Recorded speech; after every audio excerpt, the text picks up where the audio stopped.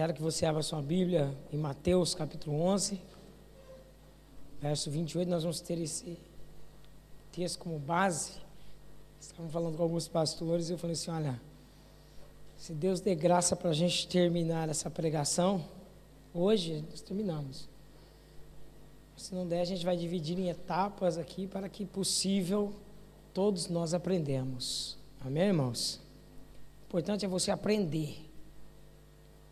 Às vezes nós como pregadores, principalmente nós pentecostais, quando o Espírito toca a gente quer soltar, quer falar, quer entregar, e às vezes até acha bom, gostoso, só que a gente tem que se lembrar que o povo precisa entender. Não é só estar cheio não, né? Amém, irmãos? Então vamos ler o texto de Mateus 11, 28. Todos acharam, sim ou não? Todos acharam mesmo? Então vamos ler. Vinde a mim, todos que estáis cansados e oprimidos, e eu vos aliviarei. Tomai sobre vós o meu jugo e aprendei de mim. Diga, aprender de mim, que sou manso e humilde. Repete, que sou manso e humilde. De coração. E encontrareis descanso para vossas almas. Pode se assentar, meus irmãos. Que o Senhor peleja por mim e o Espírito fala. Eu vou tentar, irmãos, nesse culto, dividir a vida de Jesus em 7 etapas, que é muito difícil. Dividir a vida de Jesus Cristo em 7 etapas é difícil. Mas a gente vai tentar colocar ela em 7 etapas para que nós possamos entender algumas coisas que acontecem na minha vida e na sua. Todos nós passamos por etapas na vida. Então, e quando você aceita Cristo, você vai entender que aquilo que aconteceu com o seu Deus, com o seu Senhor, também acontecerá contigo. Então, você passará por essas etapas, né? Antes de nós começarmos, a gente tem que lembrar que nesse verso principal, ele diz que aprendei de mim, ou seja, olha para a minha vida, vê como é que eu te ensino, vê como é que eu ando, vê como é que eu faço. Aí você vai falar como eu falo, você vai fazer como eu faço, você vai entender a minha ideologia de vida. Se você quer ser cristão, nós temos que andar nesse espaço.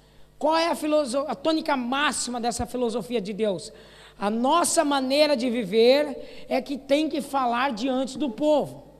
As nossas palavras têm que complementar as nossas obras, ou a nossa vida. Então, quando você for falar alguma coisa, ou quando eu for falar para você, antes de eu falar, a minha vida já foi à frente das minhas palavras. Então, quando eu começar a falar para você, significa que eu já vivi aquela palavra para depois falar para você. Essa é a tônica máxima do Evangelho de Cristo. Então, nós vamos estudar alguns textos. Abra aí comigo, 1 Coríntios, capítulo 4, verso 16. Quero que você abra e quero que você marque esses textos. Amém, irmãos? Vamos. Não é porque está no slide que você não vai manusear a sua Bíblia, não. Abre aí, 1 Coríntios, capítulo 4, verso 16. Quero que você marque esse texto que está escrito: admoesto-vos, portanto, que sejais meus imitadores. Paulo está dizendo, eu repreendo vocês, eu admoesto você, e faço vocês lembrar de uma coisa: eu ensino com a minha vida. Ele está querendo dizer assim, olha, eu vou exortar você, eu vou puxar sua orelha, para que você olhe para a minha vida e entenda uma coisa: eu estou ensinando com a vida. Então, eu ensino com a vida. Você tem que ensinar não com palavras, você tem que ensinar com a vida. Viram as páginas mais um pouquinho, 1 Coríntios capítulo 11, verso 1, o mesmo Paulo vai dizer, sejam meus imitadores, como também eu sou de Cristo. Ou seja, temos que ser o exemplo para as pessoas seguirem. É o que ele está querendo dizer. Olha, seja meu imitador, porque eu estou imitando a Cristo. Quero que você me imite. Por isso que em 1 Timóteo, no capítulo 4, ou no capítulo 4, lá para o verso 12, né, ele exigiu do seu pupilo, ou do seu discípulo, ele falou assim, olha, você terá que ser o exemplo dos fiéis. E ele vai dar tópicos na onde ele vai ter que ser exemplo, na fé, no trato, na palavra, no espírito, na libertação. Você terá que ser exemplo em tudo. Por que Paulo exigiu isso de Timóteo? Porque ele não exigiu nada que ele não fazia. Então o que ele está dizendo? Olha, temos que ser um exemplo para as pessoas, temos que aprender, sermos humildes como Jesus nos deu o exemplo. Aonde? Lá em Filipenses 2. Eu não consigo entender, irmãos, como é que uma pessoa pode ser cristã ou crente e ser soberbo. Não dá para entender como é que um cristão pode ser arrogante, porque vai contra o Deus dele. Porque Filipenses no capítulo 5 disse, olha, não tendo por usurpação ser igual a Deus, ele era Deus, mas aniquilou-se a si mesmo. E depois que ele aniquilou a si mesmo, ele foi achado em corpo de homem, e achando como homem, humilhou-se a si mesmo. Então nós precisamos entender essa palavra tão importante. Se o nosso Deus aniquilou-se a si mesmo, se o nosso Deus se humilhou a si mesmo, nós temos que dar os mesmos passos. Porque toda vez que você querer vencer pela força do seu braço, toda vez que você achar que você vai conseguir, Deus não vai entrar na peleja, porque Ele tem princípios. Se Ele se humilhou, nós temos que nos humilhar. Se Ele se aniquilou, nós temos que nos aniquilar. Por quê? Porque depois você vai ver que a Ele deu um nome sobre todo nome. O nome que tanto no céu, ele tem que ser adorado no céu, na terra ele tem que ser reverenciado pelos homens, e debaixo da terra ele é temido pelos demônios, e toda língua confessa que Jesus Cristo é Deus. Oh, aleluia! Será que Jesus Cristo poderia ser metido, orgulhoso, intocável?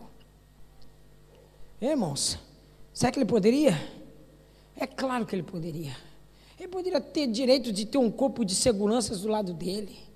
Se ele tivesse numa dessas grandes, ele poderia se dar um luxo e falar assim, não, eu vou deixar descer por detrás do púlpito, porque eu não quero me encontrar com o povo, tem muita gente. Ele poderia ter um carro separado para ele, blindado talvez, mas ele prefere ir para um outro lado. Se você vai comigo também lá em Marcos, no capítulo 5, do verso 24 ao 34, você vai entender que é uma grande aprendizado que tem ali nessa palavra. A mulher do fluxo de sangue, a gente prega da cura, a gente prega do esforço dela, mas nos esquecemos que Jesus valorizou o toque. Você conhece algum obreiro intocável? Um pastor que você não pode tocar nele? Você conhece algum crente aí que não pode tocar nele? Não pode sujar o fato dele? Não senta no carro dele, não toca, não é dele, é intocável. Jesus foi tocado. O que nós precisamos entender, irmãos, é que nessa história tem algo muito mais profundo. É que ele mesmo sendo, ele sente o toque, ele deixa ser tocado. Mas a multidão o apertava, diz Pedro, mas Senhor, a multidão te aperta, não tem problema não, alguém me tocou. Sabe o que isso quer dizer, irmãos? Quer dizer que Ele me dá livre acesso para qualquer dificuldade que eu estou passando, não importa onde eu esteja, se eu estou passando por problemas ou por luta, se eu estou caído ou em pé diante de Deus, se eu estou em pecado ou estou na graça de Deus, independente, se eu me chego com vontade de tocar, se eu me chego assim, Senhor, eu necessito da Tua graça, Ele me dá o direito de tocá-lo. É isso que nós precisamos, irmãos. Olha, eu não sei se você está entendendo o que eu estou tentando te expressar, mas o nosso Deus não é algo que você não pode tocar, algo que está longe de você. Ele está perto, Ele está vivo, Ele transforma, Ele está aqui nessa manhã. Ele está falando assim, olha, se eu não te tocar, me toca, mas toca por fé. Há uma coisa maravilhosa do toque. Um dia desse, eu estava vendo uma história de um pastor que falou assim que foi conversar com as pessoas, falou assim, nossa, você se parece tanto com o outro pastor que passou por aqui. Ele falou assim, não, é que nós pastores somos todos iguais. Aí a pessoa saiu, ele falou assim, quase todos. Deveríamos ser todos iguais. Todos nós cristãos deveríamos ser todos iguais. Iguais a quem? Iguais a Jesus. Deus exige dos pastores e também da mais simples ovelhinha, a mesma coisa, seja meu imitador. Mas vamos adiantar. Vamos adiantar e vamos procurar o próximo texto. Vamos lá. Não manda? Bem, então abre aí comigo aí, em 2 Tessalonicenses 3,7. Abre aí, irmão. 2 Tessalonicenses 3,7. Quero que você abra comigo. Isso antes de nós entrarmos nas 7 etapas. 2 Tessalonicenses, capítulo 3, verso 7. Vai dizer o quê? Portanto, vós mesmos sabeis como convém imitarmos, pois quem não nos ouve-nos desordenada, porque não havemos de viver desordenadamente entre vós. O que ele está dizendo aí? Ele está dizendo o seguinte, olha, faça o que estamos fazendo, porque o nosso exemplo de vida mostra quem somos. Você não está vendo eu andando no meio de você desordenadamente. Você está olhando a minha vida e você está vendo que eu não estou andando de qualquer jeito. Preste atenção aqui, marque esse texto na sua Bíblia, porque Deus vai exigir isso de nós. Olha o que ele está falando, olha para a minha vida, eu sou seu líder, então olha para a minha vida, vê se eu estou andando fora da vontade de Deus, vê se o que eu estou falando não está coerente com a palavra de Deus, vê se as minhas atitudes condiz com o que eu estou pregando. Mais um texto, abre lá comigo, lá, Efésios capítulo 5, verso 1. Carta de Paulo a Efésios. Interessante que todas essas palavras são do apóstolo Paulo. Aí parece que ele chega num ponto em que ele já não aguenta mais. Ele diz, sede, pois, imitadores de Deus, como filhos amados. Ele implora, olha, me imite. Ele, olha, me copie, olha, seja como eu sou. Faz o que eu estou falando. Por favor, ande como eu estou andando. Aí ele tem uma hora que parece que ele cansa e fala, olha, quer saber uma coisa? Imite a Deus. Já que você não quer me ouvir, imite a Deus. Filipenses capítulo 3, verso 17. Eu queria que todos abrissem essa palavra aí. Filipenses capítulo 3, verso 17.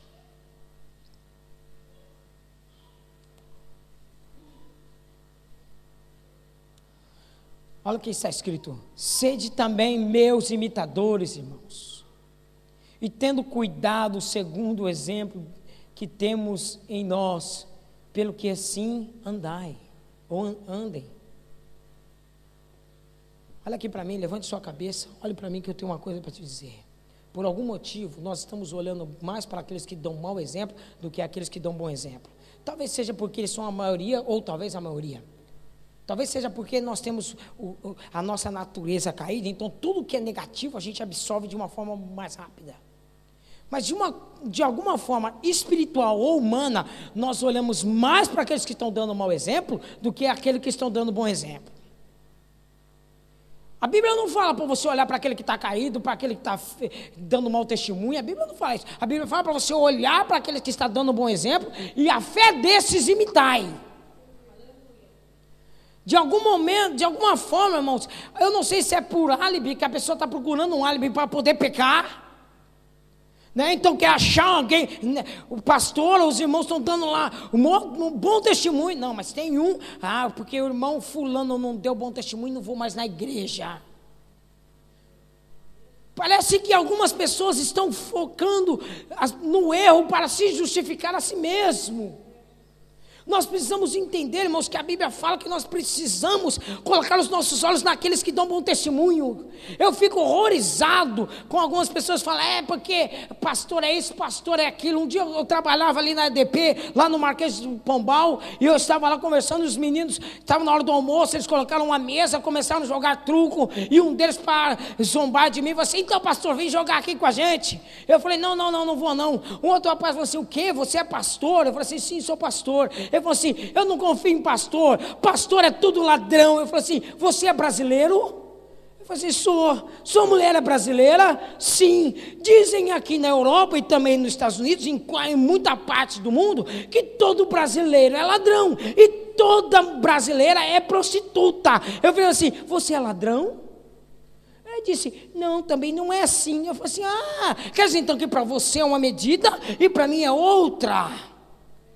Tem muita gente que fala, pastor, mas eu vi um pastor que caiu, ou não sei o quê, ou eu tenho até exemplos da minha própria família, mas deixa eu te dizer uma coisa, eu venho de uma casa sacerdotal, eu tenho pastores que têm 40 anos de igreja, bons pastores, bons maridos, bons pais, os filhos na igreja, casaram com obreiros e com obreiras, estão lá, terceira geração da minha casa serve a Deus, e eu não admito as pessoas me comparando com gente caída, gente que não tem Deus, gente que não tem qualidade nenhuma para estar pregando a palavra de Deus.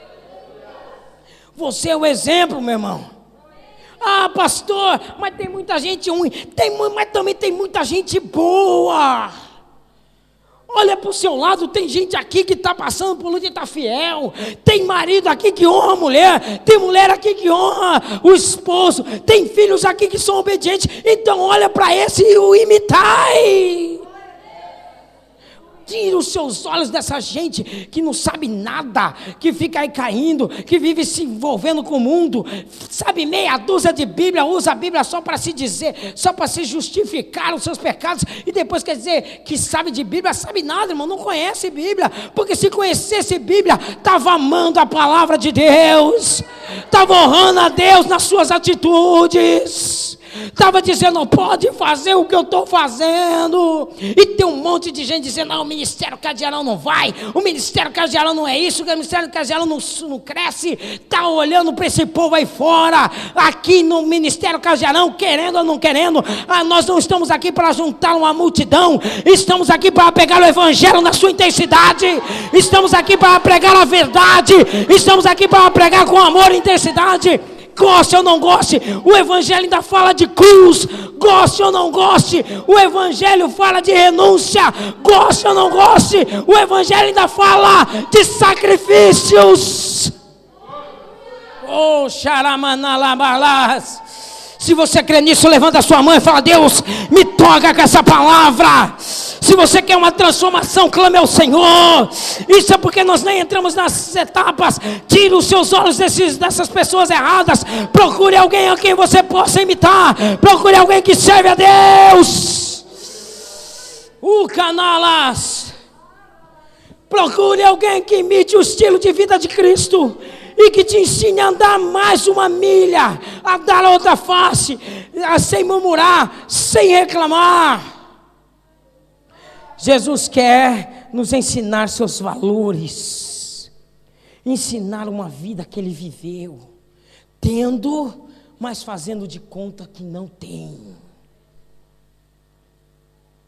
Provérbios 13:7 diz, há gente pobre que se faça de rico, e gente rico que se faz de pobre. Sansão matou um leão e escondeu. Tem gente que mata uma ratazana, põe no Facebook, põe no Orkut, põe na internet, grita aos 7 ventos e que ele fez e que ele faz. Sansão matou um leão e escondeu. Quem vai te exaltar é Cristo. Quando o brilho dele estiver em ti, a glória dele vai mostrar quem você é e te dará a vitória. Dá um glória a Deus aí de manhã, irmãos. Agora nós vamos para a nossa primeira etapa, que se chama manjedoura. Abre lá. Isso são 7 etapas que eu e você precisamos viver. Quantos cristãos tem aqui? Pera, só tem gente lavada e remida aqui ou não? Tá todo mundo crente aqui? Não temos visitante, então tudo salvo. Então, meu irmão, tá aqui. Escreve aí. Primeira etapa, manjedoura. Repete comigo, manjedoura. Está lá em Lucas 2,7. Lugar onde tudo começa. Leia o que? Onde é que o seu Deus começou? Leia lá. Abre lá, irmãos. Lucas capítulo 2, verso 7. Marque aí na sua Bíblia. Aprenda a manusear esse livro. Marque aí. Verso 7. E deu à luz ao seu primogênito, envolveu-o em panos, deitou numa manjedoura, porque não havia lugar para eles na estalagem. Você está achando que o problema que você está acontecendo é porque você está sendo perseguido, que as pessoas não gostam de você? Você ouviu a pregação de ontem? Que a pastora pregou sobre João 15, que ela citou essa passagem de João 15, que as pessoas iam te odiar. Por que elas iam te odiar? Porque odeiam o Deus que você serve. Antes de alguém ter um levante contra você, é porque se levantaram contra o Senhor da sua vida. Jesus não nasceu numa manjedoura por coincidência, e nem por acidente. Ele nasceu lá porque tinha um propósito. Repete comigo, propósito. Não, diga mais alto, propósito. Até o seu sofrimento tem um propósito, porque Romanos 8:28 diz que tudo coopera para o bem daquele que ama a Deus, para aqueles que são chamados segundo o seu propósito. Maria e José estavam no centro da vontade de Deus. Eu não estou pregando aqui para gente que está fora da vontade dele, não. Eu estou pregando para quem está na vontade de Deus, para quem está sofrendo com a vontade de Deus, está ali, não está entendendo o que está acontecendo. Eu vou te explicar. Mesmo você estando no centro da vontade de Deus, o teu Deus, por você estar com Ele, vai fazer você andar nos passos que Ele andou. Você vai passar por isso. Por quê? Porque o seu sofrimento vai mostrar que onde você aprende. Uma coisa é sofrer por ter tomado a decisão certa em Deus. Escreve isso aí. Uma coisa é você sofrer porque você tomou a decisão certa. Outra coisa é você sofrer por ter escolhido andar segundo seus próprios erros. Tem gente que toma decisão porque acha que está certo, porque quer, da maneira que pensa, porque ninguém governa, acha, não, eu sou conhecedora da palavra, sou conhecedor da palavra. Teve 3 semanas atrás, me veio uma senhora aqui, e falou assim, não, pastor, eu estou passando por isso. Eu falei assim, então vou explicar na palavra o que está acontecendo com você. Não, pastor, já sou conhecedora da palavra, não precisa pregar para mim. Eu falei assim, ah é? Então me explica para mim o que é que está escrito em Efésios capítulo 2, 8 e 9. Explica para mim, minha senhora. Ah, eu não sei. A senhora não sabe? Está escrito lá que eu sou salvo pela graça. Me explica a graça, não sei o que é graça. Me explica o que é mediante a fé. Ah, fé com café, não soube nada. Me explica o que é dom, também não sabe explicar o que é dom. Me explica o que é obra, também não sabe assim. Então a senhora não é conhecedora da palavra. Então antes da senhora falar alguma coisa, a senhora se assente para ouvir. A maior, 90% da igreja não lê Bíblia. 90% dos cristãos protestantes não leem Bíblia. E olha que os católicos ainda dizem que os crentes leiam Bíblia. Se os crentes, 90% não lê Bíblia, imagina os nossos coitados, nossos irmãos ou primos, como você quiser definir, os católicos. Se os crentes não lê, quer que o espírita lê, quer que com o macumbeiro, com o católico lê, aí fica assim, não, aí fica aí sofrendo porque não conhece. O que ele está dizendo? Abre lá 1 Pedro, capítulo 2, verso 21 e verso 23. Olha só o que Pedro está dizendo. Finalzinho da Bíblia lá. 1 Pedro, capítulo 2, verso 21.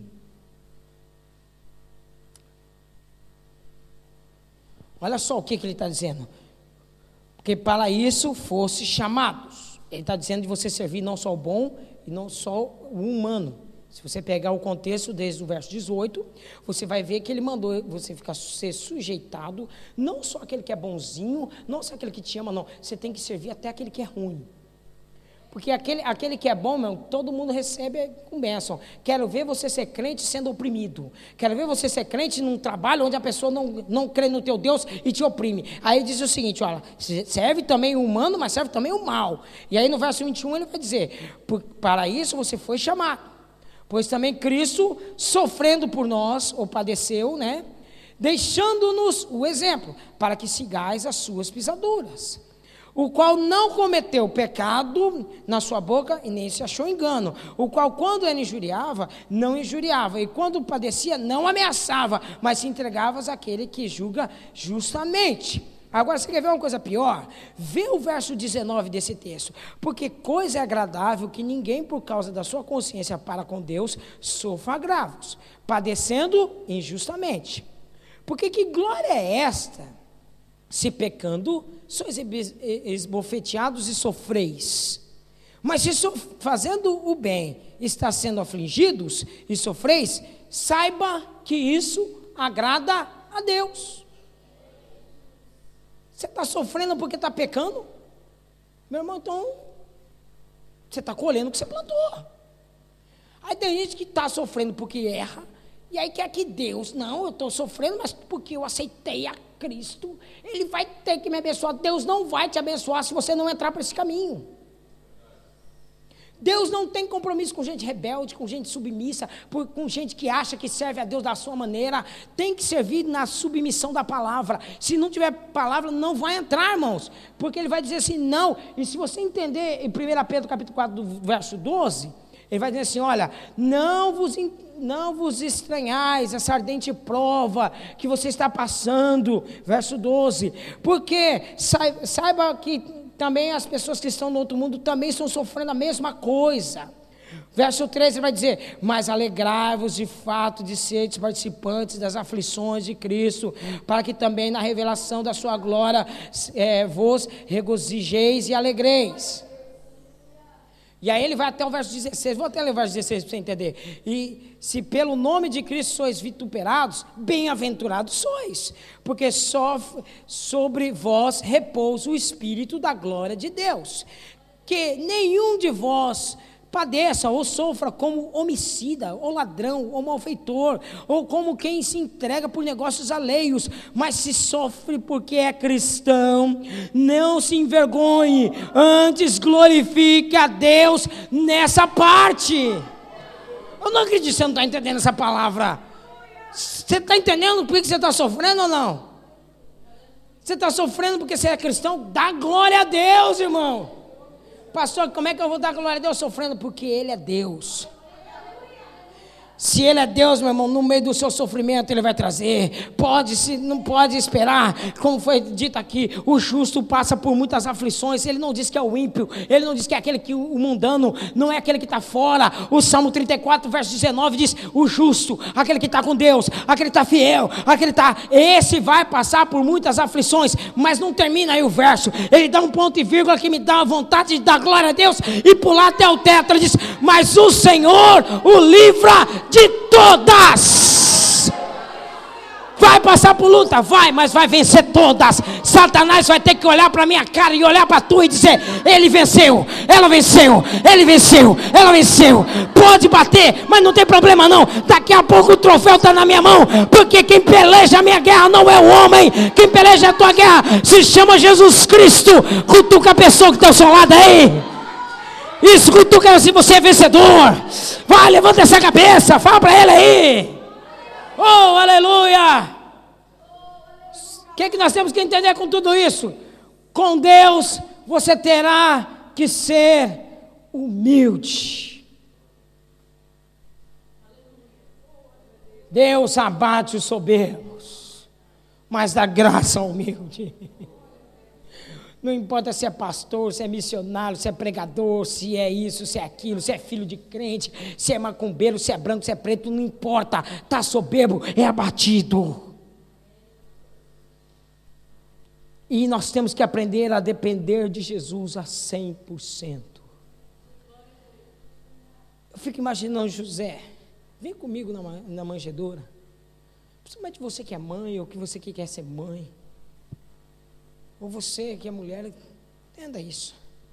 Deve ter sido complicado estar no centro da vontade de Deus e deitar sua mulher no meio de bichos, com dores de parto. Parece que eu estou vendo José consolando a mulher, dizendo: Maria, fique calma, Deus vai nos ajudar.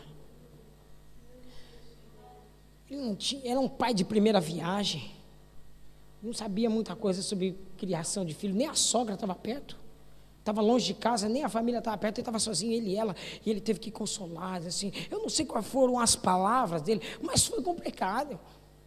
Você que é mulher, você sabe muito bem isso. Imagine você ir para o meio de um estábulo cheio de bicho, com isso, com aquilo, cheirando mal, e você deitar lá com dor de parto, e o seu marido olhar para você e dizer assim: olha, não se preocupa não, Deus vai nos ajudar.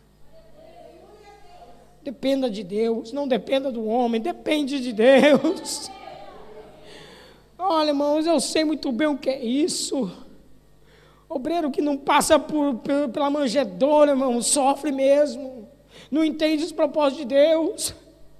Você não sabe o que é colocar sua mulher, tirar de uma faculdade, ir para lá, passar por um monte de problema, colocar dentro de uma cave, ver a cave toda mofar, você abrir o seu guarda-fato e ter toda a sua roupa mofada, comida se estragando, pessoas te criticando, sua mulher engordando de depressão, você não sabe o que fala. A única coisa que você sabe falar é assim: meu amor, confia em Deus, porque Ele vai nos ajudar.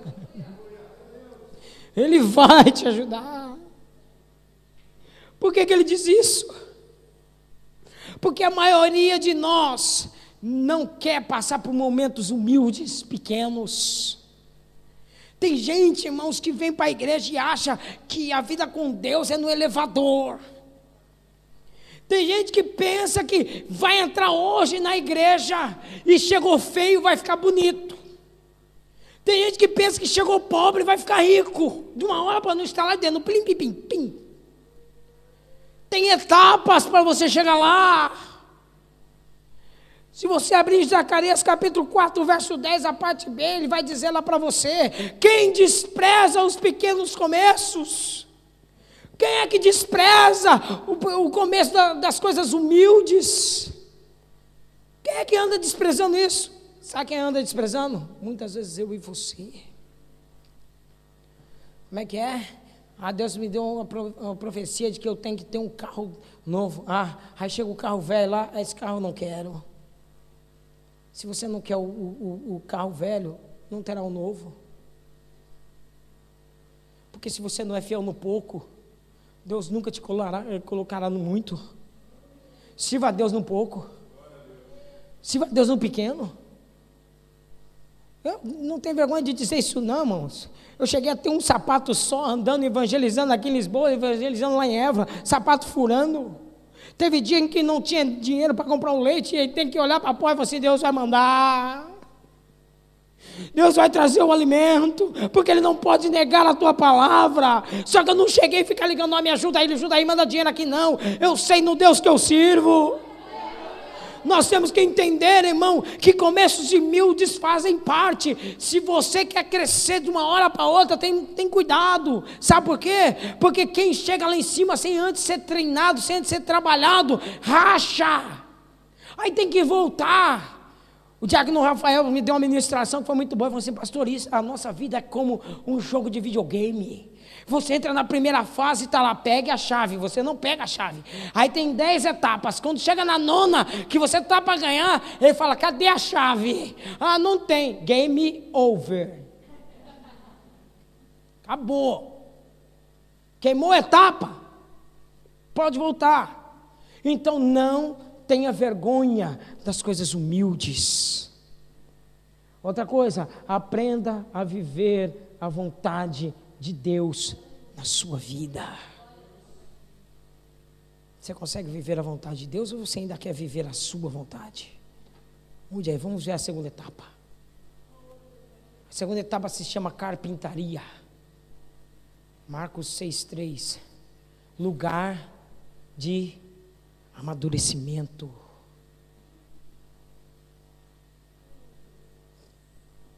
Ponto 1 aqui dessa etapa. Deus nunca chamou alguém que não foi experimentado no trabalho diário. Hoje em dia as pessoas não querem mais trabalhar. Acha que Deus vai ter que fazer o serviço todo. Isaías 53:3 é uma profecia sobre o nosso Senhor, que diz que homem de dores, experimentado no trabalho. Você acha, meu irmão, que você está na faxina por quê? Tem gente aqui, era doutor, era isso, foi formado, era doutora, ganhou um canudo lá no Brasil, chegou aqui, colocou lá, mas eu sou fisioterapeuta. Vai lavar sanita, vai lavar louça, vai cuidar de gente, vai morar. Aí fica em choque, não entendendo por que Deus está fazendo isso. Porque você tem que aprender o lado difícil da vida. Você tem que entender o lado difícil das pessoas. Você tem que entender o sofrimento, porque eu não coloquei aí, mas a Bíblia fala que Jesus aprendeu pelaquilo que sofreu. Carpintaria fala de um tempo em que tempo em que fazemos e não somos reconhecidos, sem brilho, no ostracismo, sem aplausos pelo nosso trabalho, sem reconhecimento, é quando Deus nos esconde. Apesar da capacidade, apesar do talento, apesar do dom, ficamos sem brilhar. Você faz, ninguém reconhece. Você faz, ninguém vê. Já passou por isso, sim ou não? De estar fazendo e parece que ninguém está te olhando. É propósito de Deus. Por quê? Olha só. Moisés, Êxodo 3, estava apacentando o rebanho do seu sogro, era empregado do sogro. Gideão capítulo 6, verso 11, diz que ele estava malhando o trigo no lagar. Ele não era malhador de trigo, mas estava lá malhando, às escondidas, à noite. Davi capítulo 1 de Samuel, capítulo 16, verso 11, ele vai dizer que enquanto os irmãos estavam na vida boa dentro de casa, Davi estava lá, suando a camisa, suando ali, cuidando de ovelha no sol quente. Eliseu, 1 Reis, capítulo 19, diz que antes dele ser ungido, ele estava lá no arado, junto com as 12 juntas de boi, passando na frente dele, trabalhando. Neemias, capítulo 1, verso 11, diz que ele era copeiro, ele trabalhava. Amós, capítulo 1, verso 1, ele era apacentador de gado, ele era vaqueiro, ele estava trabalhando no meio da sujeira. Pedro e André, Mateus 4, 18, diz que eles eram pescadores. Tiago e João, mais um pouquinho, também eram pescadores. E o próprio Mateus, está relatado lá em Mateus 9:9, que ele era cobrador de impostos. Está trabalhando? Está sofrendo? Então você é a escolhida de Deus. Está difícil? Tá. Sabe por que Deus te chamou? Porque você estava trabalhando. Sabe por que Deus te escolheu? Porque você não é vagabundo, preguiçoso. Deus te chamou porque sabe que você é acostumado com o trabalho. Deus sabe que você pode fazer. Por isso que Deus deixa a gente passar, irmão. Você está trabalhando, filho, não tem problema não. Está suando, está fazendo isso, está fazendo qualquer coisa. Está tentando ganhar dinheiro, está tentando sustentar a sua família. Você tem valores. Você tem valores. Então não vou te dispensar. Agora você vai entender o ponto mais importante disso. Fortalecimento familiar. Lugar onde aprendemos a cuidar dos nossos. 1 Timóteo capítulo 3, verso 4 e 5 diz: antes de você fazer qualquer coisa na igreja, cuide lá da tua casa, porque se você não sabe cuidar da tua casa, não venha falar na igreja. Não sabe cuidar de esposa, não sobe aqui para pregar não. Não sabe cuidar de marido, não sobe aqui para pregar não. Não sabe trazer os filhos de submissão, não vem aqui me ensinar não, porque eu não vou te ouvir. Antes de eu subir nesse púlpito, primeiro eu tenho que cuidar, apacentar lá dentro da minha casa. E tem muita gente aí errado, irmãos. Mas é homem de Deus, mas está errado, irmãos. Tem que começar com os princípios. Se não cuida da casa, não tem direito de falar. Tem gente que disciplina membro, mas não disciplina filho. Tem gente que é muito bom para dar palavra para a igreja, mas não se disciplina. Por isso que ele está falando, olha, vai aprender a cuidar dos seus. Na carpintaria é que a família tem que estar estruturada, fortalecida, fortalecendo os laços entre casamento, filhos, entre os irmãos. Por quê? Por que Deus está falando, cuida dos seus? Por quê, minha irmã? Sabe por que a família é muito importante? Porque você acha que a gente colocou, porque acha bonitinho o 7º ponto da igreja, somos uma família bendita? Não. Não é não, porque isso é princípio espiritual. Princípio espiritual, meu irmão.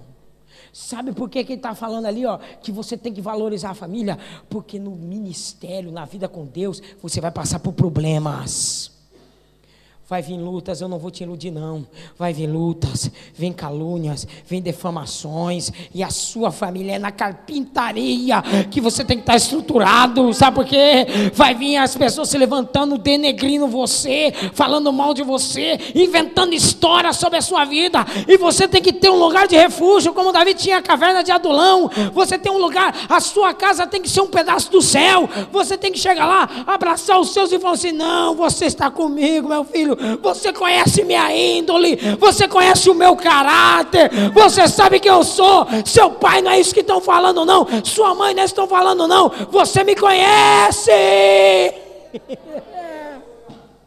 Vai vir levantes, vai vir calúnias, difamações, problemas ministeriais, virão, irmãos, e é na carpintaria que Deus está querendo nos ensinar. Você que é filho, seu pai não está aqui, você é o instrumento de Deus na vida para ajudar a sua família. Seu marido não está cá, minha irmã, então vai orar, vai buscar de Deus, mas cuida da vida daquele homem. Sua mulher não está aqui, então ore para Deus abençoar ela, traz a família.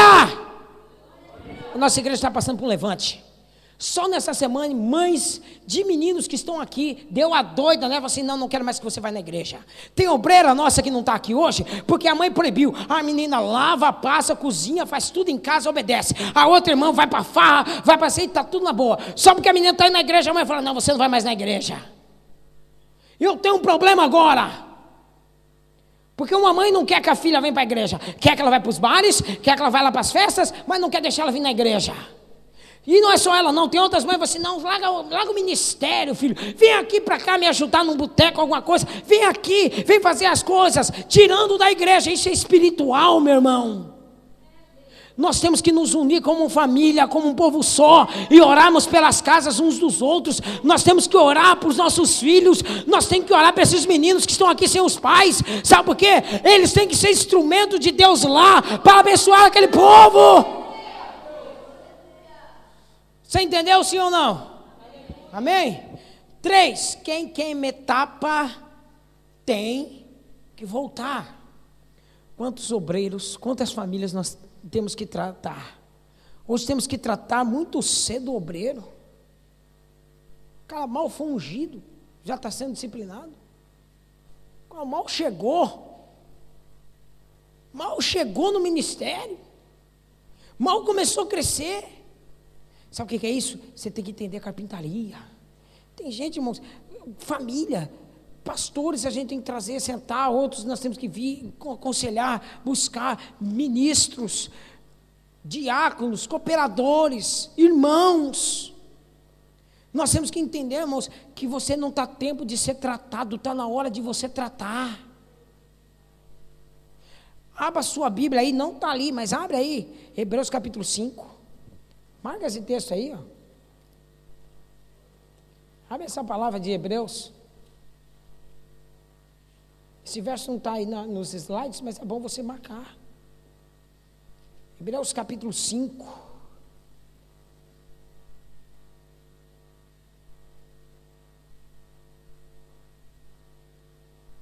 No verso 12 vai dizer: porque devendo já ser mestres pelo tempo, ainda necessitais que vos torneis a ensinar coisas, tais coisas como dos primeiros rudimentos da palavra de Deus. E vós haveis feito tais de necessitais de leite e não de sólido alimento. Porque qualquer que ainda se alimenta de leite não está experimentado na palavra da justiça, porque é imaturo, o menino. Pelo tempo, até os nossos adolescentes, pelo tempo que estão na igreja, já era para saber pregar, instruir, dar discipulado, irmãos. Ele está falando: cresça aí. Você tem que, porque está na hora, irmãos, de nós levantarmos um povo.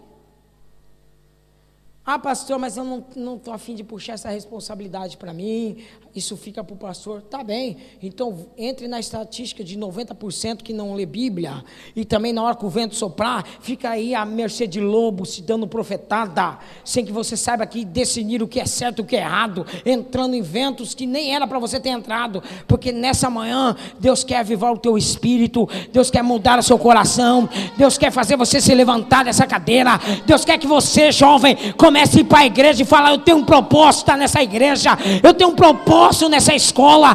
Você que está trabalhando, você vai encontrar o propósito lá no trabalho. Você vai olhar para aquelas pessoas que vivem te criticando e vai assim: coitada dela, ela está caída nas trevas, mas sobre a minha vida brilha a luz do Espírito. Oh, aleluia. Carpintaria levou 18 anos o ministério de Jesus, e o seu ministério só teve 3 anos. Um discipulado bem aplicado tem um ministério muito bem feito.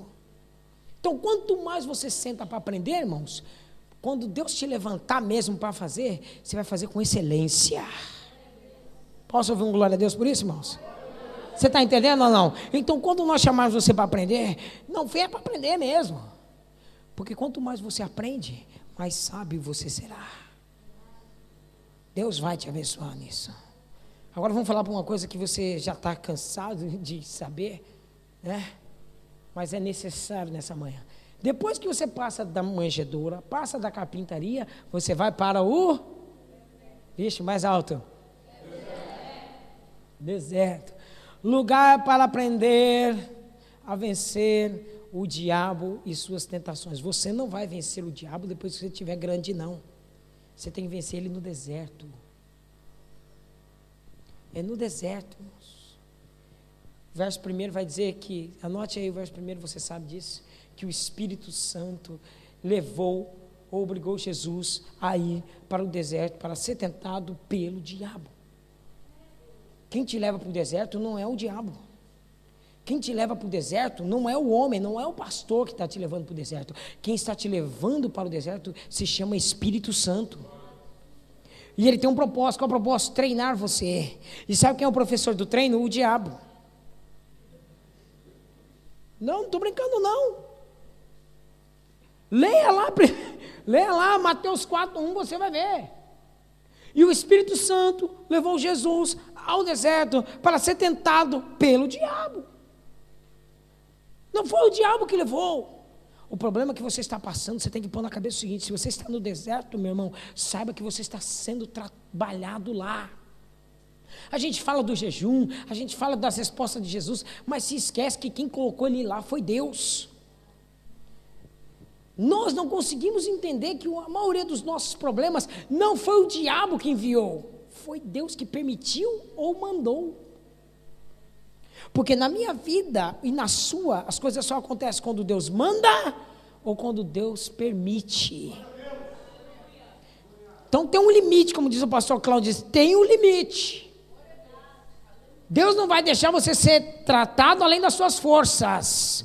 1 Coríntios capítulo 13, verso 10, diz que nenhuma tentação ou nenhuma prova é sobre-humana, mas antes Deus é justo e não deixará você ser tentado além das suas forças, e antes com a tentação ou com a prova, Ele mandará para você o escape, para que você possa suportar. Nessa manhã, eu estou sendo o escape na sua vida, para explicar para você que esse deserto vai passar.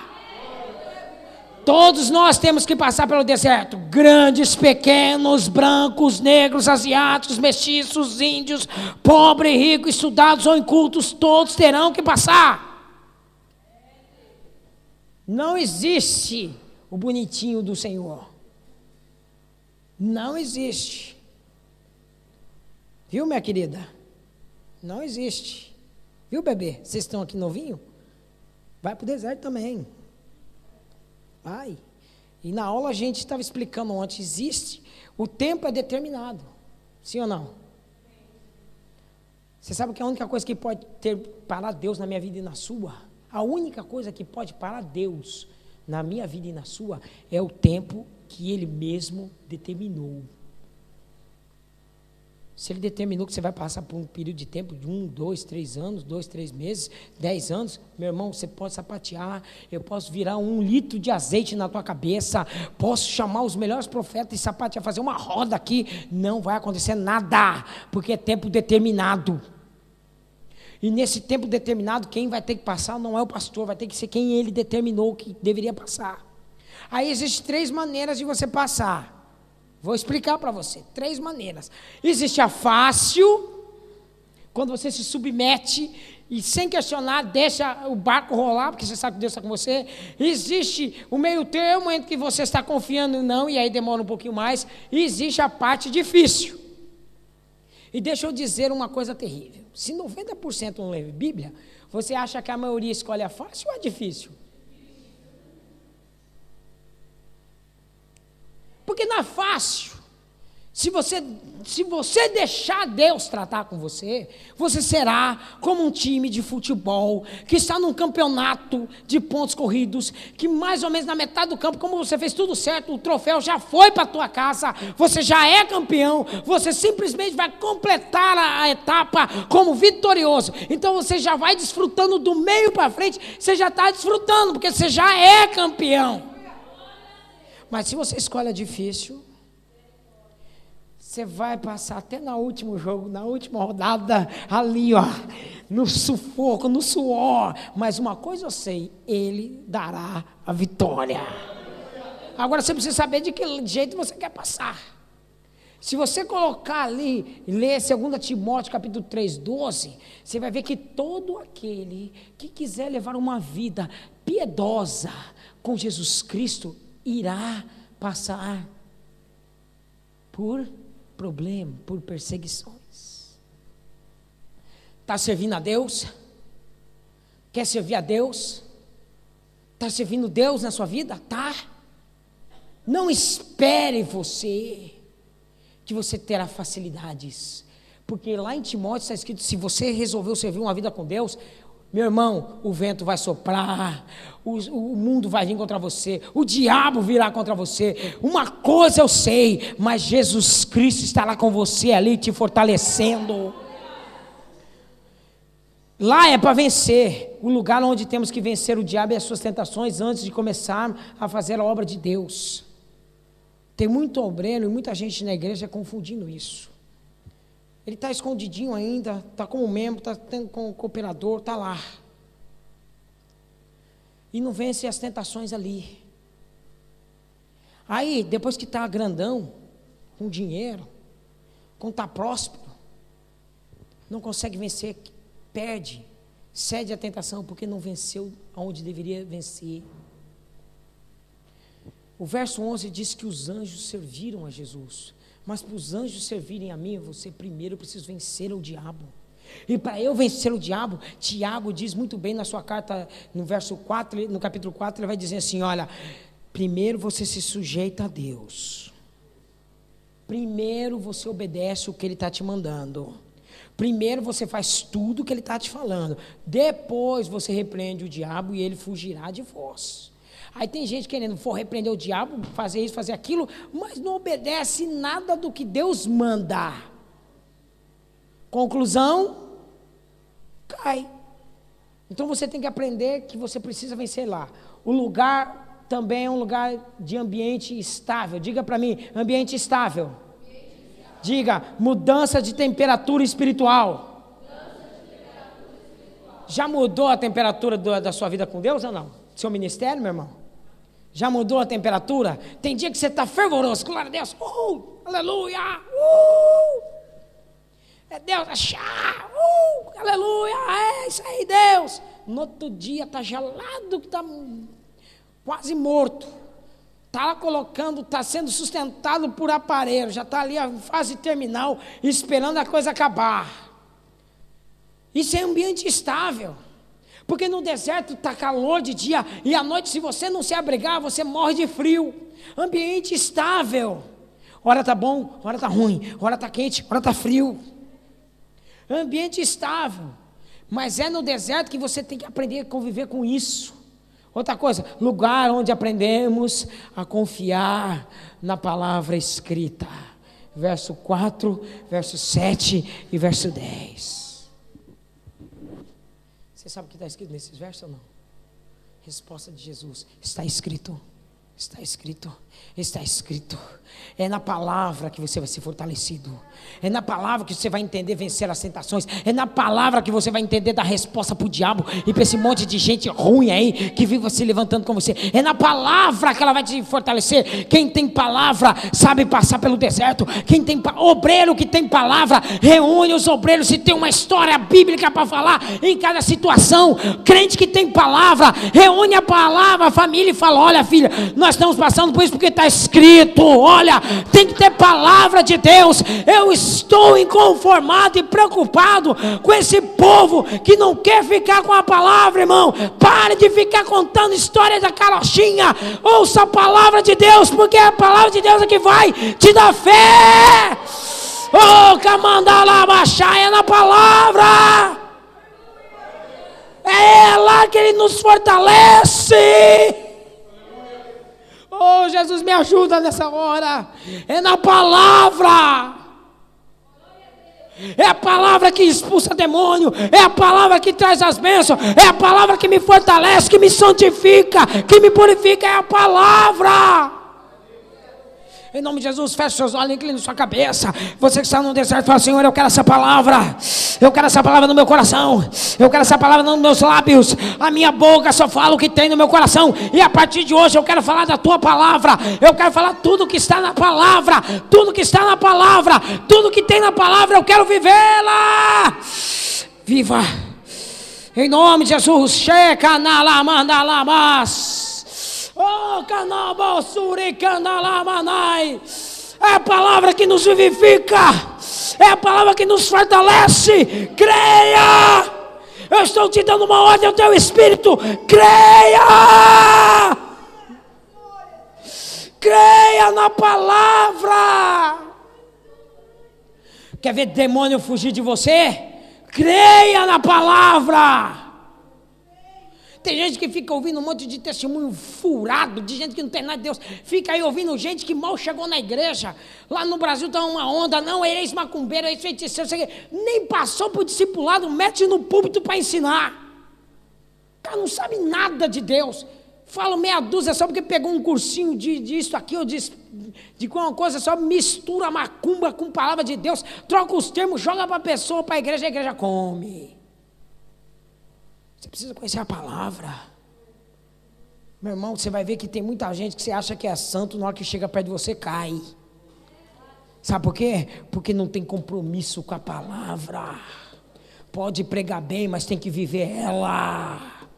Essa palavra aqui, irmãos, antes de eu pregar para você, primeiro ela tem que exortar a minha vida. Eu não estou te dando nada aqui sem antes essa palavra exortar minha vida, não. Porque eu sei muito bem o que é deserto. Eu sei muito bem o que é carpintaria. Eu sei muito bem o que é manjedoura. Eu sei muito bem o que é estar com a cruz nas minhas costas e ouvindo o meu Senhor falando assim: olha, anda na minha palavra, anda nesse caminho, guarde a minha palavra. Antigamente você andava errado, diz o Salmo 119, mas agora você guarda a minha palavra.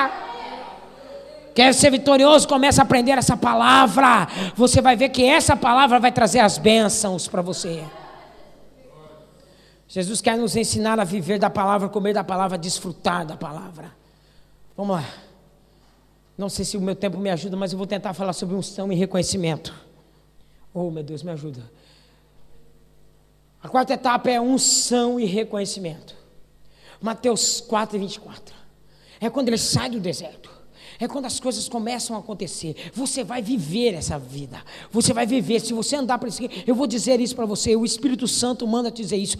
Se você passar pelas 3 etapas, se prepare para ter unção e reconhecimento. É um momento onde a nossa fama corre. As pessoas começam a dizer: rapaz, tem Deus lá na vida dela. Olha, eu conheci uma menina, conheci uma miúda, conheci um homem, uma mulher de Deus, e Deus é na vida dela. Se você passar, a sua fama vai correr. Os pães vão multiplicar. todos vão querer estar perto de você. O que significa os pães ser multiplicado? Aonde você põe a mão, tudo prospera, tudo que você faz produz, tudo acontece. As pessoas vão olhar para você, não, eu quero estar com ele, tudo que eu faço prospera, tudo que eu ponho a mão prospera. Você vai andar sobre as águas. O que significa isso? Fazer as coisas que ninguém faz. Você vai ressuscitar o quê? Sonhos e esperanças de outras pessoas. Você será útil em todo lugar que você for, você será útil.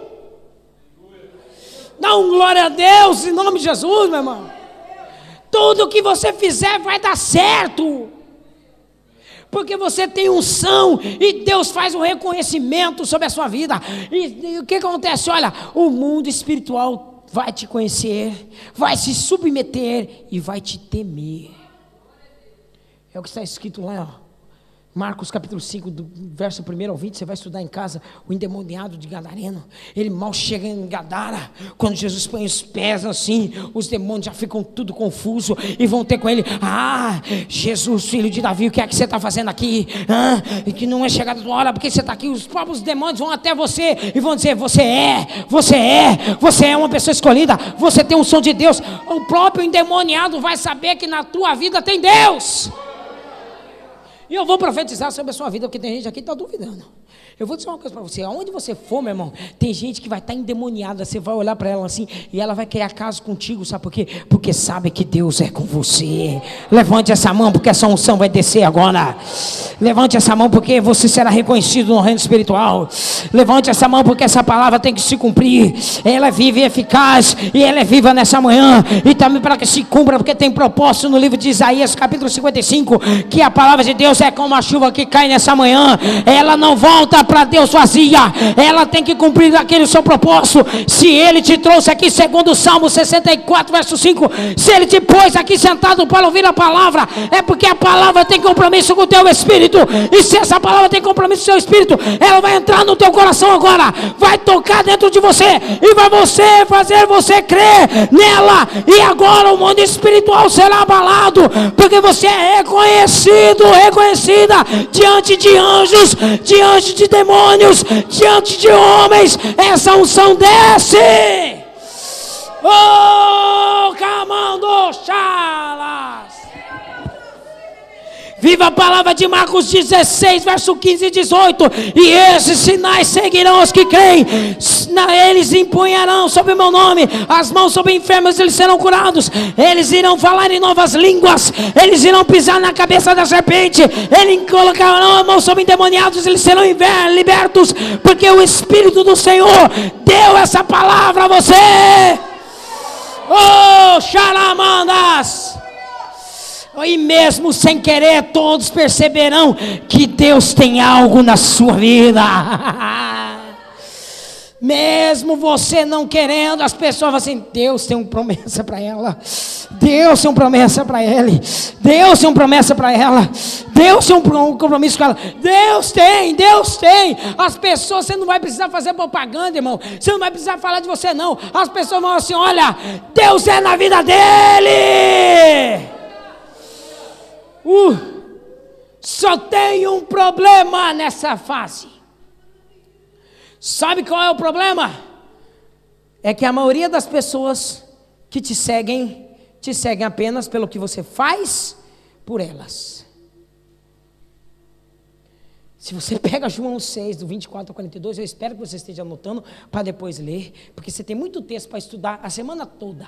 Se você estudar essa semana toda, você vai ver como a sua semana muda.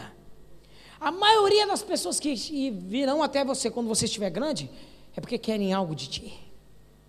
Quero que você cure, quero que você faça, quero que você se alimenta a eles. Nesse texto Jesus fala assim, eles falam assim: ah, mestre, onde é que você estava? Nós estamos aqui esperando o Senhor. Jesus olhou para ele e disse: ah, rapaz, você só está aqui por causa do pão que eu te dou, porque se eu não desse o pão para você, você não me buscava.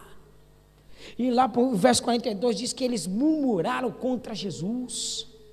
Sabe por quê? Porque a Jesus, ou nós servimos a Deus por interesse, ou nós servimos por fé. E nessa manhã você precisa definir se você está seguindo a Jesus por interesse, ou se você está servindo porque você ama Ele. Oh, aleluia. Vamos lá que meu tempo já foi. Quinta etapa, cruz. Mateus 26, 27. Lugar onde Cristo nos ensina a viver uma vida crucificada com Ele. É o lugar onde nossos valores já estão firmados, estabelecidos. Você não se vende. Você não, é onde as propostas perdem o valor frente à promessa e o propósito de Deus para se cumprir na sua vida. É onde as propostas que Satanás ou que o mundo te dá já não te seduz. Você tem uma vida crucificada com Ele. Você aprende a dizer, o lugar onde nós aprendemos a dizer, melhor é viver com Cristo e o morrer é lucro. Eu tenho algo muito melhor do que dinheiro, do que fama, do que aplausos humanos. Eu tenho a Jesus Cristo na minha vida. Você aprende a falar o que está escrito em Filipenses no capítulo 1, verso 22, 21. Lugar onde aprendemos a crucificar a nossa carne e aprendemos a viver no Espírito. É onde você não consegue mais viver mais na carne. O pecado já não te seduz. O pecado já não faz graça nenhuma. Você está firmado em Deus. As propostas vêm e você fala, não, peraí. Você quer me dar isso? Mas eu tenho isso.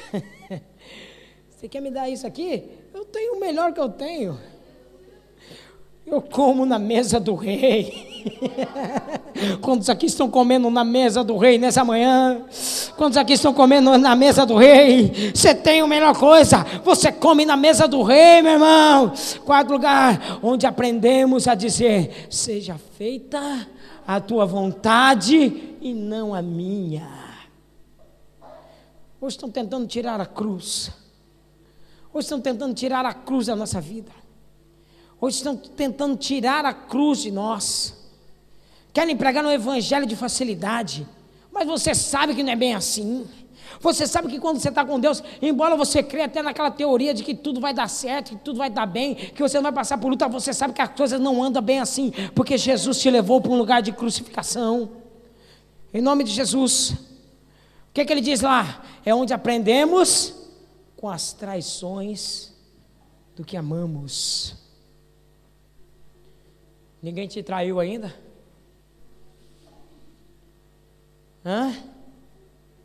Ninguém traiu você ainda? Pessoa que você ama? Que come na tua mesa? Que te chama de pai, te chama de irmão, te chama de filho, te chama daquilo? Que te ama? Ninguém te traiu? Na cruz você vai aprender a ser traído por aqueles que você ama. Mateus 26, 14, 16 é onde eles traíram ele. É onde aqueles que ele amava os traíram, é onde Judas vende ele por meras moedas. Você ama, você treina o obreiro, você faz, você dedica, dá o seu melhor para ele, e ele nem tem coragem de encarar a tua cara, vira as costas como você nunca foi nada na vida dele, vai embora e se envereda por outros caminhos, nem te dá uma satisfação. É o que está falando, você será traído pelos que você ama. Depois você vai aprender com escárnio, com desprezo, sem abrir a boca, porque Isaías 53, 7 e 8 diz lá, sabe o que está escrito lá? Que ele foi levado como ovelha muda aos seus tosqueadores, mas ele não abriu a sua boca. Se você está passando por luta, está batendo boca, está murmurando, você não é ovelha de Cristo não. Aceita Jesus Cristo de novo, e quando a afronta vir, não reclame mais, fecha a tua boca, porque é propósito de Deus, e Ele vai abençoar. Oh, aleluia! É o abandono dos amigos, Lucas 22, 54, 62 e Marcos 14, quando o próprio Pedro, ao invés de estar com ele, foge, vai se esquentar dentro do fogo, da casa do inimigo, lá do sumo sacerdote, vai se aquecer em outro fogo, nega ele com palavra, desonra ele com as atitudes, xinga, mas é amigo. Pior que isso, é amigo. É onde você vai ver também que quando Jesus foi preso, não ficou um do lado dele. Até um jovenzinho enrolado num paninho de um lençol, na hora que tentaram pegar ele, pegaram no lençol, ele saiu nu correndo. Estava ouvindo uma pregação justamente muito boa sobre isso. O evangelho do lençol. Na primeira perseguição, na hora que gruda, fica o lençol e a pessoa foge. Mas estava com Jesus. É onde você aprende a ser abandonado. Verso 8, aqui, parte 8, lugar onde aprendemos a renunciar tudo que temos, Lucas 14, 33, e renunciar a nós mesmos. Uma coisa é você renunciar ao material, outra coisa é você renunciar a si mesmo. Uma coisa é você abrir mão do que você tem material, outra coisa é você abrir mão do orgulho.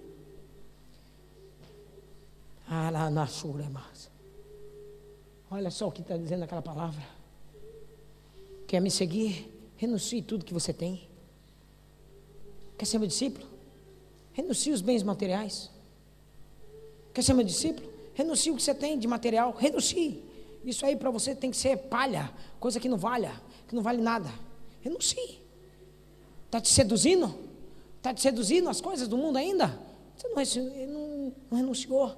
Mas ele diz assim, e depois que você renunciar o material, saiba que eu vou exigir de você uma outra renúncia. Você terá que renunciar a si mesmo. Oh, coisa terrível, mas na cruz nós aprendemos isso, irmãos. Na cruz nós aprendemos a renunciar a nós mesmos. É por isso que Paulo, conhecedor dessa teologia, ele diz assim, olha, se estamos em Cristo, crucificamos a nossa carne e também as nossas paixões, porque nós estamos crucificados com Ele. Se estamos crucificados com Ele, nós não vivemos mais na carne, nós vivemos no Espírito e andamos dia após dia, de manhã até a noite, no Espírito de Deus. Lugar onde aprendemos a valorizar os desprezados. Lucas 23, 43. Sabe o que ele está dizendo lá? Do cara que está na cruz lá. Um está zombando dele e o outro está olhando, observando. Aí um se humilha, reconhece Deus. Por reconhecer, ele valoriza. Por valorizar, ele diz, olha, meu Senhor, o Senhor é rei. Eu reconheço o Senhor é rei. Eu reconheço teu um reino. E há uma possibilidade de eu entrar lá. Jesus olha para ele, meu filho, hoje mesmo você está comigo no paraíso. É na cruz que nós conseguimos valorizar aqueles que são desprezados, irmãos. Sabe por quê? Porque se você não passa para a cruz, você pisa no humilde, você pisa no pequeno, você não valoriza aquele que não tem nada. Você quer ficar no meio dos poderosos, você quer ir nos jantares dos ricos, mas não quer comer com os pobres. Você quer ir estar nas festas e banquetes, mas não quer sentar com o humilde e desprezado. É nesse momento que nós aprendemos a valorizar os desprezados. E o que é melhor ainda, lugar onde aprendemos a perdoar aqueles que nos fazem mal. Pensa na pessoa que te fez mal aí. E deixa o Espírito Santo quebrar o que resta de orgulho dentro do teu coração. Pensa naqueles que te perseguiram e te falaram mal, irmãos. Sabe o que você faz? Perdoa eles, Jesus, porque eles não sabem o que fazem. Eles não me conhecem e não conhecem o Deus que eu sirvo, porque se conhecesse o Deus que eu sirvo, não ia me tratar desse jeito, não, pelo contrário, ia estar me ajudando, ia estar ali me aconselhando, mas não tem problema não. Perdoa, é lugar onde você aprende a dizer, Senhor, perdoa, porque eles não sabem o que fazem. Não sei se você consegue me dar mais a graça, de pelo menos mais 10 minutos eu termino, que só faltam só 2 etapas. A penúltima etapa se chama ressurreição. João 20, verso 1 ao 18. O que está escrito ali? Período. Diga de novo. Um período de glória e de prosperidade. Meu irmão, se você passou pelas 5 primeiras, você está na bênção. Sabe por quê? Onde não precisamos mais das portas se abrirem, sabe por quê? Você passa pelas paredes. É o tempo, irmãos, onde Deus está tão grande na sua vida, você já aniquilou a si mesmo, você já diminuiu, e Ele cresceu tanto na sua vida, que é impossível ter barreiras para o seu crescimento. Você já está em Deus, vivendo Deus, sentindo Deus, fortalecido em Deus. E sabe o que acontece? Aonde você vai, as portas têm que se abrir, e se elas não abrirem, você passa por elas. Oh, aleluia! É um período quando voltamos para ajudar aqueles que nos abandonaram. É onde você mostra a grandeza do teu caráter discipulado em Cristo Jesus. É onde você volta para aqueles que te abandonaram e você vai lá ajudar. Você entra pela porta e ao invés de você questionar o que eles fizeram, Jesus não virou para ele assim: muito bem, valeu, olha, você é gente boa, viu? Muito obrigado, você me abandonou, valeu, viu? Bando de traíra. Ele não falou isso, ele passou a porta e disse: paz seja convosco. É quando você aprende a ir naqueles que te abandonaram e ao invés de jogar na cara deles o que eles fizeram, você vai levar paz ao coração deles, porque você não precisa deles, mas eles precisam de você, precisam do Deus que você tem. Ah, se você crê nisso, dá glória a Deus, meu irmão, me ajuda aí. Não sei se o Espírito Santo está tocando em você, mas está tocando em mim nessa manhã. É o tempo em que você passa pelas portas e fala: olha, eu vim trazer a paz. E você ajuda aqueles que confiaram em você. Na hora que na hora que você sai do túmulo, na hora que Jesus saiu da morte, a primeira pessoa que ele foi naqueles que não os abandonaram. Ele foi, sabe para quem? Sabe para quem que ele foi? Para as mulheres. Cadê as irmãs desse lugar? Minha irmã, deixa eu dizer algo maravilhoso. A mulher tem uma sensibilidade maior do que o homem de sentir a presença de Deus. E eu tenho que admitir que muitas vezes o Espírito se manifesta mais nas irmãs do que nos homens, porque você tem algo de especial com Deus. Eu não sei qual é o mistério de Deus com as mulheres, mas ele escolheu Maria, ele criou a mulher, ele fez a mulher por último, porque ele falou assim, não, ele olhou para um e falou assim, não ficou muito bom não, deixa eu caprichar, fez algo muito melhor. Deus fez você, mano, porque Ele confia em você, Ele acredita em você, Ele tem um compromisso, porque quem nunca abandonou Jesus, os homens todos correram, foram embora, mas as mulheres estavam lá sustentando o ministério dele, estavam orando por ele, estavam junto com ele, e na morte dele, todos os homens foram embora, mas as irmãs estavam lá, ó, não, no seu pior momento eu estou aqui, meu Deus, o Senhor pode estar passando por luta, mas eu estou aqui, meu Senhor. Sabe o que ele faz? Na hora que ele vem, ele é justo. Ele é justo. E a primeira pessoa que ele foi, naquelas que não o abandonaram. Ah, você não me abandonou? Não. Então ele fala. Aí uma particularidade lá de Lucas, verso 21, ou também lá de João, quando ele fala da ressurreição, quando Maria está toda preocupada, Maria está tudo perdida, olha lá, contristada, chega lá com os presentes, com as especiarias para Jesus, mas não encontra o corpo, olha para o próprio Jesus, não consegue entender, acha que é o jardineiro, toda triste, fala assim, ela se humilha, e ela começa a dizer, ah, meu Senhor, onde colocaram o meu Senhor? Jesus olha para ele e fala assim, mulher, por que você chora? Oh, minha irmã, por que você está chorando? Jesus é na tua vida. Oh, minha irmã, por que você está passando aí? Não se preocupa não. Jesus está nessa reunião dizendo para você, mulher, por que você chora? Eu estou aqui, eu estou na tua casa, eu estou na tua causa. E você quer ver uma particularidade melhor? Quando ele olhou, ela falou assim, levaram meu mestre, não sei o que. Ela estava tão confusa com o problema que nem reconheceu que Jesus estava diante dela. Talvez você está aqui nessa reunião, não está percebendo que o teu Deus está aqui, mas sabe uma coisa? Ele vai chamar você pelo nome, ele vai dizer Maria, ele vai dizer Marlene, ele vai dizer Thaís, ele vai dizer Marlana, ele vai dizer Simone, ele vai dizer o nome de você nessa manhã, dizendo, eu estou aqui com você. Dá um glória a Deus aí, minha irmã. Vai, exalta a Deus, porque você sabe muito bem o que eu estou falando. Você sabe muito bem que Deus não te abandonou em nenhuma luta, Deus não te deixou em nenhuma. E se você esteve na dificuldade com Deus, se prepare para ver o seu Senhor vir trazer a vitória. Xaramanacanalamas, Nicanalabasubecanalamas. Oh, aleluia. Para nós terminarmos a última etapa, arrebatamento. Atos dos Apóstolos, capítulo 1, verso 9 e 10. É quando, enquanto ele está falando com eles, enquanto Jesus está falando, eles estão olhando, e ele está falando, enquanto ele está falando, Jesus começa a subir. Jesus começa a subir, e aí eles começam a olhar, ver Jesus subindo. Tem a parte espiritual e tem também a parte material. Sabe qual que é? Quando você começa a falar dos presídios de Deus, do reino de Deus, não se preocupa não, você é elevado. Enquanto você é elevado, os homens vão olhar, ele está subindo, ela está subindo, ela está elevando. O que está acontecendo com ele? O que? Ele estava lá embaixo, ele está subindo, ele está subindo. Você nessa noite, nessa manhã, você está subindo na presença de Deus, tanto na parte material como na parte espiritual, porque enquanto ele falava, ele foi assunto aos céus. Conclusão, é o alvo alcançado. Por isso que ele diz aqui,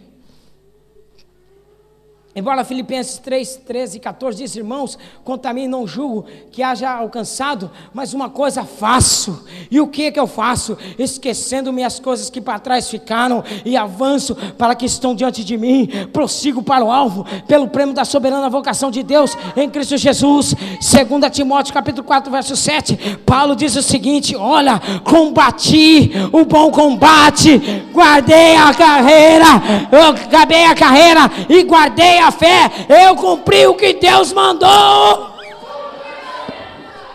Mas o momento mais esperado, irmãos, isso é em 1 Coríntios capítulo 15 verso 52. Num momento, num abrir e fechar de olhos, antes da última trombeta, porque a trombeta soará e os mortos ressuscitarão incorruptível, e nós seremos transladados, transformados, arrebatados. Não sei se você ainda acredita no arrebatamento, não sei se você ainda espera por ele, mas sabe de uma coisa, eu estou aqui à espera, eu estou aqui pregando para você, mas eu saio daqui, quando eu chego na minha casa e devo assim: Senhor, se o Senhor soar a trombeta, teu servo está aqui, teu servo está aqui. Eu espero um dia a trombeta soar, eu anseio pelo dia que Deus vai me chamar pelo nome. Oh, aleluia! Você pensa que é brincadeira toda vez que a gente canta aquele hino que diz: quando angelical trombeta neste mundo estrugir, o meu nome ouvirei Jesus chamar, pois eu creio na promessa e que Deus a vai cumprir. O meu nome, Jesus Cristo, anunciar. Glória, glória, aleluia.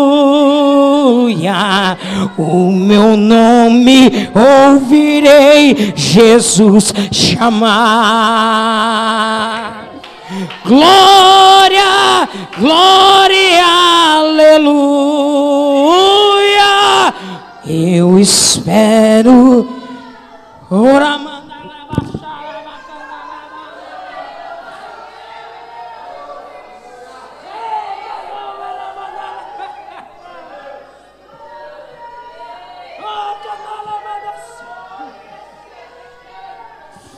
Quem é nascido de novo sabe o que eu estou falando. Quem não é nascido de novo está aí moscando, comendo abelha, sem saber o que falar. Porque quem é nascido de novo sabe que o Espírito está dizendo: eu vou vir te buscar, eu vou vir te buscar, eu vou vir te buscar, eu vou vir te buscar. Você vai subir, você vai subir, você vai ver Jesus de frente, face a face.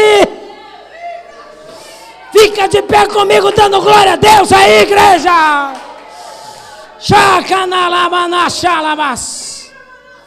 Vai, porque Apocalipse capítulo 21 vai dizer da nossa esperança. Eu não espero Deus mudar a minha vida financeira, eu não estou esperando Deus dar uma vida melhor aqui na terra, não, eu não estou com isso não. Eu estou firmado em Colossenses capítulo 3, verso 2, verso 3 e verso 1, dizendo: aquele que está em Cristo Jesus, ele não vai andar segundo o surgimento da terra, porque ele não vai andar pensando nas coisas terrenas, porque a sua mente está lá no céu. Pode acontecer o que acontece, minha mente está lá, Jesus vai me buscar. Não tem problema não, meu irmão. Vai dizer que capítulo 21 e 22 de Apocalipse, você vai ver que ele enxugará de nós todas as lágrimas. E vai chegar um dia em que nós vamos entrar, irmãos. Nós não vamos entrar pelo fundo, não. Você vai entrar junto comigo, ombro a ombro ali, ó. Pelas entradas, pelos portais celestiais. Você vai ver os anjos batendo palma para você, dizendo muito bem, você venceu, você passou. Foi o tempo em que a gente esquece desse mundo de escárnio, de traições, de abandono, porque nós estamos entrando lá, vendo Ele dizendo: vinde benditos do meu Pai. Entra no gozo do teu Senhor. Xará. Canala mandou xalabás. Olha aí, meu irmão. Glorifique a Deus com as suas palavras. Exalte o Deus que te salvou do Egito. Exalte, levante essa mão mais alto que você pode e reconheça o senhorio dele. Isso, procure alguém crente aí, vai. Procure alguém crente que tem esse mesmo sentimento seu. Procure alguém e fala: não, vou orar com você. Procure alguém aqui que está lavado e remido pelo sangue de Cristo. Procure alguém que sabe o que é viver e sofrer a cruz de Cristo nas costas. Procure alguém e diga para ela: você é meu irmão e o nosso Pai vai nos levar. Procure alguém aí. Procure alguém aí e comece a orar por ele, irmão. Vai, ora aí. Fala para ele assim: olha, que o espírito do arrebatamento desça sobre a sua vida. Que o Espírito de Jesus Cristo se apodere de ti nessa noite, nessa manhã.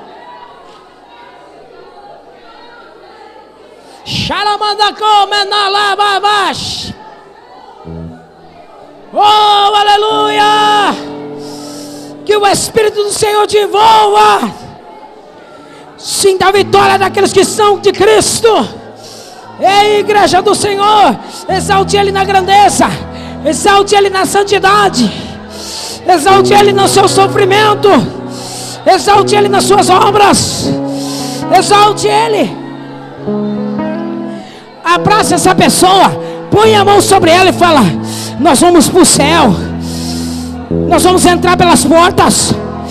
Eu vou ver querubins, eu vou ver serafins, eu vou ver Abraão, Isaac e Jacó.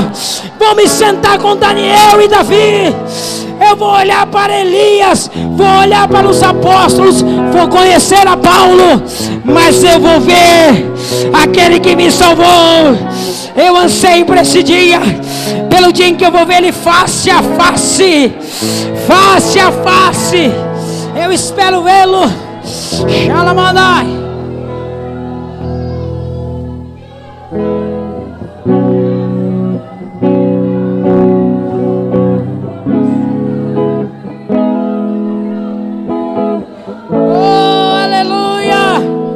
São os nascidos de novo. Levanta a sua mão e glorifica a Deus. São aqueles que são lavados, nascidos pelo sangue do Cordeiro. Oh, aleluia! Oh, glória! Oh, que maravilha estar na presença de Deus. Que maravilha estar aqui na presença de Deus, meu irmão. Deus está renovando a tua força. Sirva Ele com intensidade.